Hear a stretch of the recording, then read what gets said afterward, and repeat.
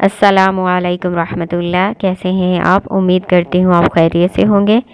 آج ہم سورہ رعد پارہ نمبر 13 کا رکوع نمبر 7 پڑھیں گے۔ سورہ رعد کا پہلا رکوع شروع کرتے ہیں اللہ کے نام سے۔ اعوذ باللہ من الشیطان الرجیم، بسم اللہ الرحمن الرحیم۔ رعد کیا ہے؟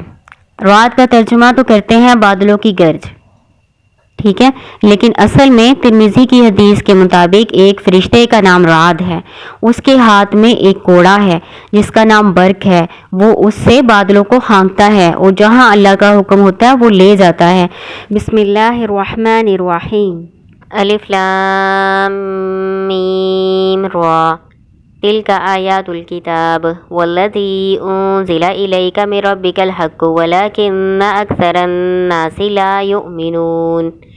الف لام میم را، حروف مقطعات ہیں، اللہ کے سوا ان کے معنی کوئی نہیں جانتا۔ تلک آیات الکتاب، یہ کتاب کی آیات ہیں۔ تلک اسم اشارہ ہے، ذالک اسم اشارہ بھی آپ پڑھ چکے ہیں۔ ذالک اور تلک دونوں دور کے اسم اشارہ ہیں۔ ذالک مذکر کے لیے استعمال ہوتا ہے اور تلک مؤنث کے لیے۔ ذالک الکتاب لا ریب فیہ، آپ پڑھ چکے ہیں یہ آیت۔ ذالک کتاب کے لیے استعمال ہوا تھا اور یہاں تلک آیات کے لیے استعمال ہوا ہے۔ آیات مؤنث ہے اس لیے تلک آیا ہے، اور اس کا ترجمہ میں نے آپ کو بتایا، یہ کتاب کی آیات ہیں، ٹھیک ہے، لیکن یہ تو دور کا اسم اشارہ ہے، یہاں تو وہ آنا تھا تو یہ آیا ہے۔ جب اس طرح جگہ چینج ہوتی ہے نا تو اس کا مطلب ہے کہ کسی خاص چیز کی بات ہو رہی ہے، یہ اس خاص کتاب کی آیات ہیں، ٹھیک ہے۔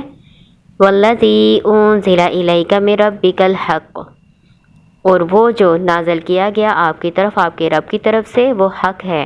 ولیکن اکثر الناس لا یؤمنون، اور لیکن اکثر لوگ نہیں ایمان لاتے۔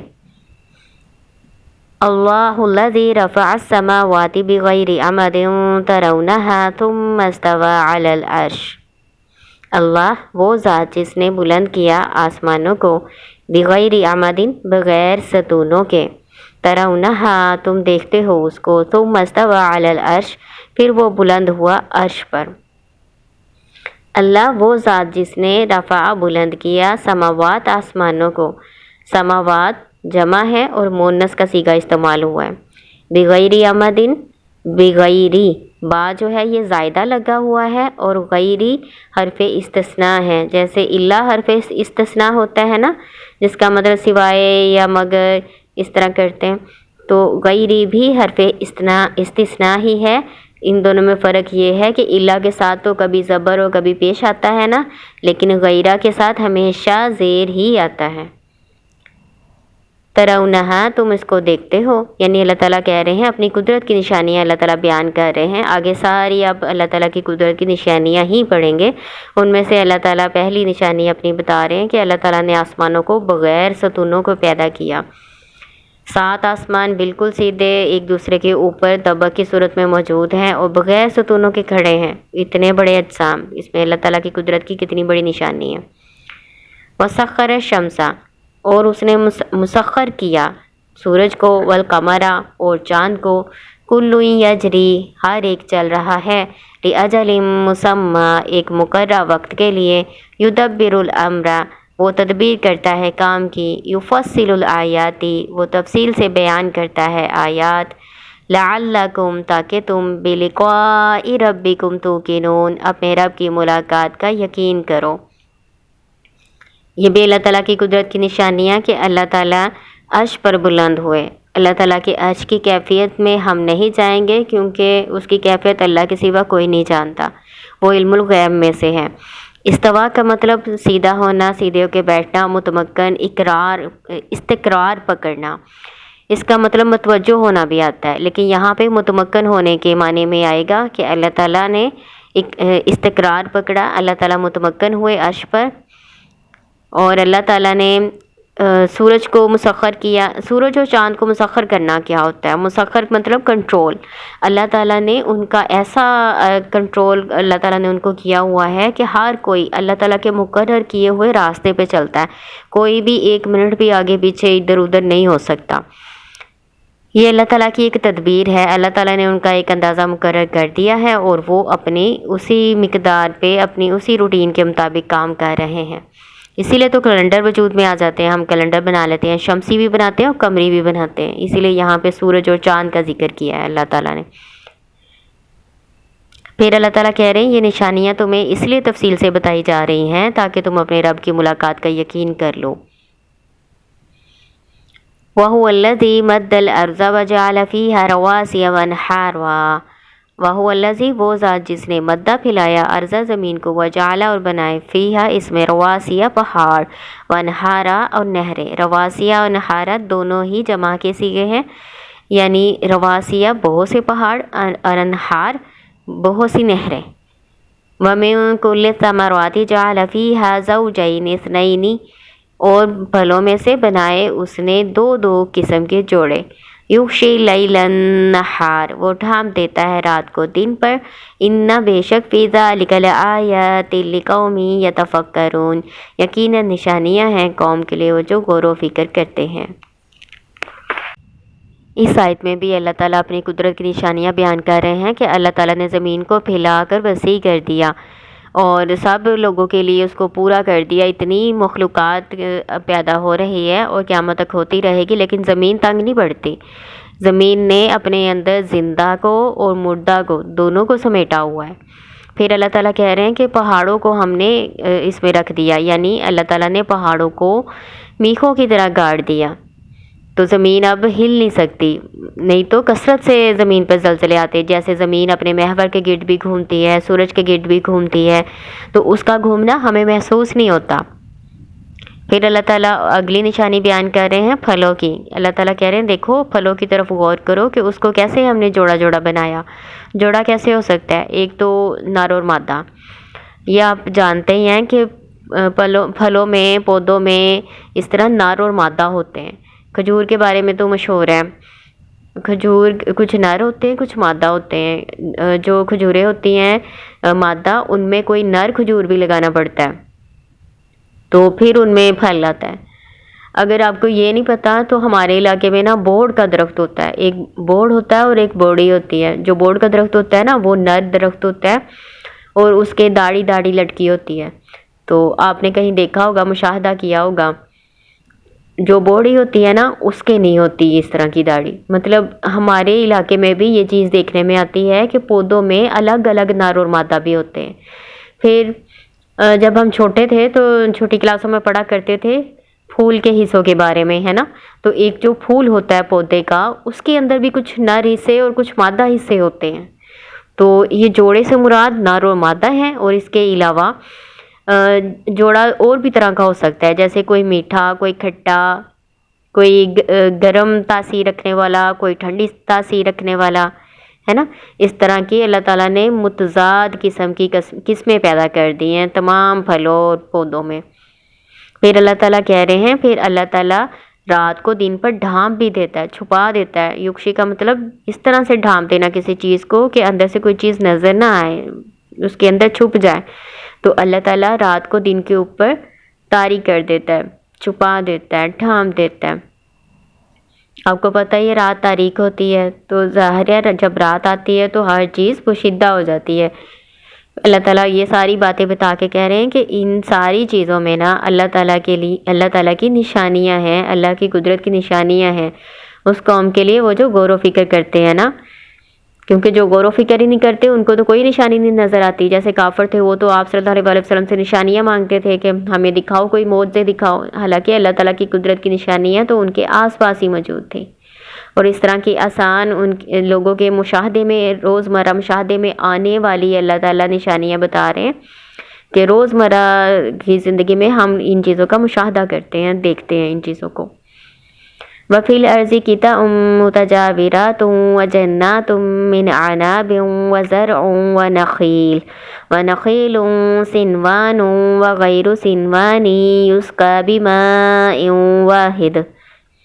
وَفِي الْأَرْضِ اور زمین میں، قِطَعٌ ٹکڑے، متجاورات مختلف، متجاورٌ مذکر ہے اور متجاورات مؤنث کا صیغہ ہے، کیونکہ قطع کی جمع ہے قطع، اور متجاورات یہ پھر اس وجہ سے مؤنث آیا۔ وَفِي الْأَرْضِ قِطَعٌ مُتَجَاوِرَاتٌ وَجَنَّاتٌ مِّنْ أَعْنَابٍ وفی الارضی اور زمین میں قطع ٹکڑے متجاورات مختلف، زمین میں مختلف ٹکڑے ہیں، زمین تو ایک ہی ہے، ٹکڑے کون سے ہیں کہ زمین کی خاصیتیں مختلف ہیں، کوئی شاداب ہے، کوئی بہت زیادہ زرخیز ہے، خوب پیداوار دیتا ہے، اور اس کے ساتھ ہی کوئی ایسی زمین بھی لگی ہوئی ہے جو سیم زدہ ہے، تھور زدہ ہے، وہاں پہ کوئی پیداوار نہیں اگتی۔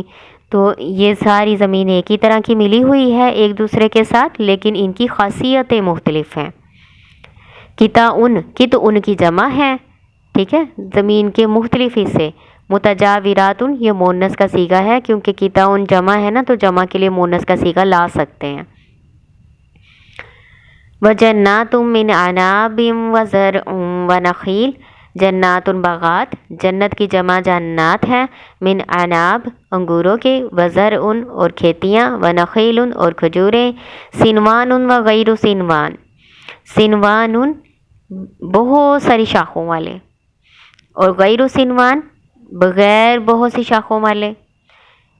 سنوان اور کنوان، بنیان اور دنیا، یہ ایسے الفاظ ہیں جن پہ ہوتا تو اخفا ہے، یعنی تجوید کے لحاظ سے میں آپ کو بتا رہی ہوں، تجوید کے لحاظ سے یہاں پہ اخفا ہوتا ہے، لیکن اخفا نہیں کرتے ان چار الفاظ پہ، بلکہ اظہار کرتے ہیں، یعنی اس کو سنوان پورا پڑھنا ہے، سنوان، ٹھیک ہے۔ اس طرح کے اور بھی الفاظ ہیں، سنوان، کنوان، بنیان، دنیا، یہ چار الفاظ ہیں، یہاں پہ ہوتا تو اخفا ہے لیکن آپ اظہار کریں گے۔ اب سنوان ہوتا کیا ہے؟ سنوان کھجور کے درختی ہوتے ہیں، نیچے سے جڑ ایک ہوتی ہے لیکن اوپر سے اس کے نا شاخیں بہت ساری ہوتی ہیں، تنے جو ہے نا، تنے وہ زیادہ نکلتے ہیں، ایک ہی نیچے جڑ ہوتی ہے، یعنی پودا تو ایک ہی لگایا لیکن اس کے اندر سے پھر کتنی ساری شاخیں نکل آئی، کتنے درخت بن گئے اس کے نا، ساتھ ساتھ جڑے ہوئے نا، کتنے درخت بن گئے۔ آپ نے بھی دیکھا ہوگا کھجور کے یا کسی بھی درخت کے نیچے نا چھوٹے چھوٹے پودے نکل آتے ہیں، اس کے ساتھ نا اور پودے نکل آتے ہیں، وہ بھی بڑے ہو جاتے ہیں، ٹھیک ہے نا، تو کچھ ایسے ہوتے ہیں۔ اور غیر سنوان بغیر زیادہ تنوں والے، یعنی کچھ ایسے ہوتے ہیں کھجور کے پودے کہ ایک ہی بیج لگایا تھا نا تو ایک ہی تنا باہر آتا ہے اور وہ ایک ہی درخت بنتا ہے، ایک ہی، آپ کو پتہ ہے کھجور کا ایک ہی تنا اوپر جاتا ہے، تو سنوان جس کے جڑ ایک ہو اور اوپر سے کھجوروں کے زیادہ شاخیں بن جائیں، زیادہ درخت نکل آئیں۔ اور غیر سنوان بغیر زیادہ تنوں والے، یعنی جو ایک جڑ سے ایک ہی پودا اوپر جاتا ہے، ایک ہی درخت بنتا ہے، ٹھیک ہے، وہ آپ کو یاد رہے گا۔ ایک اور معنی سنوان کا استعمال کیا جاتا ہے کہ سنوان ایک ایسا درخت جو نیچے سے ایک ہی جڑ سے ہو لیکن اوپر اس کی شاخیں بن جائیں، جیسے ہمارے ہاں بہت سے ایسے درخت پائے جاتے ہیں، شیشم کے ہیں، پیپل ہے، انار ہے، انجیر ہے، تو غیر سنوان ایسے ہوتے ہیں پودے یا درخت جو نیچے سے ایک ہی جڑ سے ایک ہی پودا سیدھا اوپر جائے، جیسے پپیتا، کھجور وغیرہ ہے نا، تو کچھ اس طرح سے بیان کیا جاتا ہے اس کے بارے میں۔ اللہ تعالیٰ کہہ رہے ہیں یسقا بماء واحد، ان کو ایک ہی پانی پلایا جاتا ہے، یسقا پلایا جاتا ہے، مجہول کا صیغہ ہے، یا سراب کیا جاتا ہے، کھیتی کو سراب کرتے ہیں نا۔ اللہ تعالیٰ اپنی قدرت کی نشانیاں بتا رہے ہیں کہ یہ جو کھجوریں ہیں اور یہ جو انگور ہیں اور جو کھیتیاں ہیں مختلف قسم کی ہیں، ان کے ذائقے بھی مختلف ہیں، ان کی قسمیں بھی مختلف ہیں، حالانکہ ان کو ایک ہی پانی سے سراب کیا جاتا ہے نا، پانی تو ایک ہی اللہ تعالیٰ سب کے لیے دیتے ہیں، آسمان سے یا پھر نہروں کے ذریعے سے پانی ایک ہی قسم کا ہوتا ہے، لیکن اس میں سے مختلف قسم کی کھیتیاں اور پودے پھل نکل آتے ہیں، تو اللہ تعالیٰ کی قدرت کی بہت بڑی نشانی ہے۔ پھر اللہ تعالیٰ کہہ رہے ہیں ہم بعض کو بعض پر ذائقے کے لحاظ سے فضیلت بھی دیتے ہیں، نفضل بعضها علی بعض فی الاکل، ہم فضیلت دیتے ہیں اس کے بعض کو بعض پر ذائقے میں۔ آپ کو پتہ ہی ہے کہ ذائقے کے لحاظ سے بھی سارے پھل مختلف ہوتے ہیں۔ پھر اللہ تعالیٰ بتا رہے ہیں کہ بے شک اس میں نشانیاں ہیں اس قوم کے لیے وہ جو عقل رکھتے ہیں۔ وَإِن تَعْجَبْ فَعَجَبٌ قَوْلُهُمْ أَإِذَا كُنَّا تُرَابًا أَإِنَّا لَفِي خَلْقٍ جَدِيدٍ وَإِن تَعْجَبْ، اور اگر آپ تعجب کریں، فَعَجَبٌ قَوْلُهُمْ، تو عجیب ہے ان کی بات، ایذا کننا کیا جب ہم ہو گئے ترابن مٹی، آئنا کیا بے شک ہم، لفی خلق جدید نئی پیدائش میں ہوں گے، کیا بے شک یا واقعی ہم نئی پیدائش میں ہوں گے۔ اولئک الذین کفروا بربہم، یہی وہ لوگ ہیں جنہوں نے انکار کیا اپنے رب کے ساتھ، واولئک الاغلال فی اعناقہم، اور یہی وہ لوگ ہیں توق ہوں گے ان کے گلوں میں، گردنوں میں، واولئک اصحاب النار، اور یہی لوگ آگ والے ہیں۔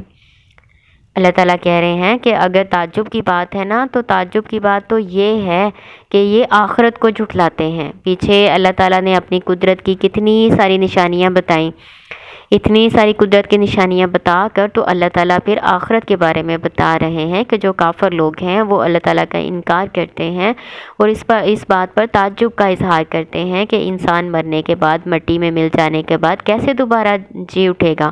تو اللہ تعالیٰ کہہ رہے ہیں کہ یہ اللہ تعالیٰ کے لیے آسان ہے۔ یہ جو لوگ کافر ہیں نا، آج اللہ کا انکار کرتے ہیں، یہ وہی لوگ ہیں جن کے گردنوں میں توق ہوں گے اور یہ آگ والے ہیں۔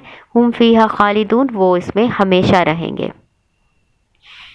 وَيَسْتَعْجِلُونَكَ بِالسَّيِّئَةِ قَبْلَ الْحَسَنَةِ وَقَدْ خَلَتْ مِن قَبْلِهِمُ الْمَثُلَاتُ وَإِنَّ رَبَّكَ لَذُو مَغْفِرَةٍ لِلنَّاسِ عَلَى ظُلْمِهِمْ وَيَسْتَعْجِلُونَكَ بِالسَّيِّئَةِ، یستعجلونک وہ آپ سے جلدی طلب کرتے ہیں، بِالسَّيِّئَةِ برائی کو، با یہاں پہ زائدہ لگا ہوا ہے، قبل الحسنتی بھلائی سے پہلے، یعنی جو کافر لوگ ہیں وہ آپ سے برائی طلب کرتے ہیں، آپ سے عذاب مانگتے ہیں کہ اللہ تعالیٰ سے کہو کہ عذاب ہم پہ نازل فرما دے، ہم ایمان تو نہیں لائیں گے۔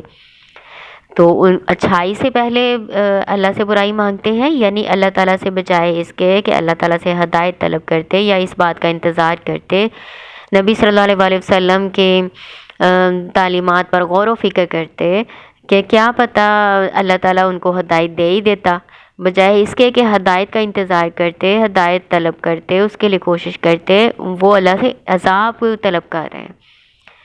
وَقَدْ خَلَتْ مِن قَبْلِهِمُ معصولات، اللہ تعالیٰ کہہ رہے ہیں اس سے پہلے بہت سی مثالیں گزر چکی ہیں۔ کون سی مثالیں؟ معصولات مثالیں جمع ہے، مثال واحد ہوتا ہے نا، معصولات مثالیں جمع ہے۔ کون سی مثالیں؟ جو پہلی قوموں پر عذاب نازل ہو چکے ہیں نا، وہ والی مثالیں۔ اللہ تعالیٰ کہہ رہے ہیں ہم نے تمہیں اتنے قصے بتائے تو ہیں، پیچھے عاد و سمود، شعیب علیہ السلام کی قوم کا ذکر، قوم سدوم کا ذکر کر چکے ہیں اللہ تعالیٰ، سورہ ہود میں سارے ہم نے پڑھے ہیں۔ تو اللہ تعالیٰ کہہ رہے ہیں پچھلی قوموں پر عذاب کی مثالیں ہم نے بیان تو کر دی ہیں ان پر۔ وَإِنَّ رَبَّكَ لَذُو مَغْفِرَةٍ، اور بے شک آپ کا رب بہت یقیناً بخشنے والا ہے۔ لذو لام جو ہے نا، یہ لام تاکید ہوتا ہے، اس کا مطلب یقیناً یا ضرور کرتے ہیں، ذو کا مطلب والا ہوتا ہے اور یہ مضاف کے طور پر آتا ہے۔ مغفرتن کے نیچے زیر ہے نا، یہ مضاف الیہ ہے، اس وجہ سے ہے۔ لذو مغفرتن مغفرت والا ہے، یقیناً مغفرت والا ہے، للناسی لوگوں کے لیے، علی ظلمہم ان کے ظلم پر، یعنی ان کے ظلم کے باوجود اللہ تعالیٰ بے شک یقیناً بہت مغفرت کرنے والا ہے۔ لوگ کیا ظلم کرتے ہیں کہ اللہ تعالیٰ سے عذاب طلب کرتے ہیں اور برے کام کرتے ہیں، کفر و شرک کرتے ہیں، گناہوں میں مبتلا ہوتے ہیں اور پھر اللہ تعالیٰ سے عذاب بھی مانگتے ہیں، یہ ان کا ظلم ہے۔ تو اللہ تعالیٰ کیا ہے، کیسے مغفرت والا ہے؟ اللہ تعالیٰ ان کو معاف کرتا رہتا ہے، اللہ تعالیٰ ان کو مہلت دیتا رہتا ہے، ان کے طلب کرنے کے باوجود ان پر عذاب جلدی نہیں لاتا اور ان کے لیے تاخیر کرتا ہے تاکہ کیا پتہ وہ ایمان لے آئیں، ان کو کوئی سمجھ آ جائے، ان کو ہدایت کی توفیق ہو جائے۔ یہاں تک کہ کئی لوگوں کا معاملہ تو اللہ تعالیٰ قیامت پہ چھوڑ دیتا ہے، یہ اللہ تعالیٰ کا حلم و کرم عفو درگزر ہی ہے نا۔ لیکن اگر اللہ ایسا کرے کہ اگر کسی نے کوئی گناہ کیا فوراً اس کو پکڑ لے، اگر لوگوں کے گناہوں کے سبب بھی اللہ تعالیٰ پکڑنے لگے نا، تو زمین پر تو کوئی انسان باقی نہ بچے۔ سورہ فاطر آیت نمبر 45 میں اللہ تعالیٰ فرماتے ہیں وَلَوْ يُؤَاخِذُ اللَّهُ النَّاسَ بِمَا كَسَبُوا مَا تَرَكَ عَلَى ظَهْرِهَا مِن دَابَّةٍ، ترجمہ، اور اگر اللہ مواخذہ کرنے لگے، پکڑ کرنے لگے لوگوں کی باوجہ اس کے جو انہوں نے کمایا، ما ترک نہ وہ چھوڑے، علی ظہرہا اس کی پشت پر، یعنی زمین پر، من دابہ کوئی جاندار، یعنی اگر اللہ تعالیٰ لوگوں کے اعمال کے مطابق ہی پکڑ کرنے لگے نا، پھر تو کوئی بھی نہ بچے زمین پر۔ وَإِنَّ رَبَّكَ لَشَدِيدُ الْعِقَابِ، اور یقیناً آپ کا رب سخت سزا دینے والا ہے۔ وَيَقُولُ الَّذِينَ كَفَرُوا لَوْلَا أُنزِلَ عَلَيْهِ آيَةٌ مِّن رَّبِّهِ، اور کہتے ہیں وہ لوگ جنہوں نے کفر کیا، کیوں نہیں، لولا بمانی حلہ ہے، اس کا معنی کرنا ہے کیوں نہیں، انزلہ اتاری گئی علیہ اس پر یعنی نبی صلی اللہ علیہ وآلہ وسلم پر، آیۃ من ربہ کوئی نشانی کوئی معجزہ اس کے رب کی طرف سے، انما انت منذر ولکل قوم حاد، اللہ تعالیٰ کہہ رہے ہیں کہ بے شک آپ تو صرف ایک ڈرانے والے ہیں، وَلِكُلِّ قَوْمٍ ہاد، اور ہر قوم کے لیے ایک رہنما ہے، ہادن ہدایت دینے والے۔ ہر نبی کو اللہ تعالیٰ نے حالات و ضروریات اور اپنی مصلحت کے مطابق کچھ نشانیاں و معجزات عطا فرمائے، لیکن کافر اپنے حسب منشا معجزات کے طالبی ہوتے رہے، جیسے کفار مکہ نبی صلی اللہ علیہ وآلہ وسلم کو کہتے تھے کہ کوہ صفا کو سونے کا بنا دیا جائے، یا پہاڑوں پر نہریں اور چشمے جاری ہو جائیں، اور کبھی کہتے تھے کہ آپ کے ساتھ کوئی باغ کیوں نہیں ہے، کبھی کہتے تھے آپ کے ساتھ فرشتے کیوں نہیں نازل ہوتے، تو اس طرح کے مختلف معجزے طلب کرتے تھے۔ تو اللہ تعالیٰ کہہ رہے ہیں کہ اے پیغمبر صلی اللہ علیہ وآلہ وسلم، آپ کا کام صرف تبلیغ کرنا ہے اور ان لوگوں کو اللہ کے عذاب سے ڈرانا ہے، اگر یہ نہیں مانتے تو کوئی بات نہیں ہے، ہدایت دینا ہمارے ذمے ہے۔ یہاں پہ پیغمبر کو ہادین کہا گیا ہے، ہادین ہدایت دینے والا، اصل میں ہادیون تھا نا، فاعل ہے یہ، منذرن اور ہادیون اس طرح سے یہ دونوں فاعل ہیں۔ ہادی ان کو رہنمائی کرنے والا کہا گیا ہے، اصل میں جو پیغمبر ہوتے ہیں نا وہ رہنمائی کرتے ہیں اور ہدایت دینا اللہ کے ذمے ہوتا ہے، اللہ تعالیٰ جس کو چاہے سیدھے راستے پر آنے کی توفیق دے دے۔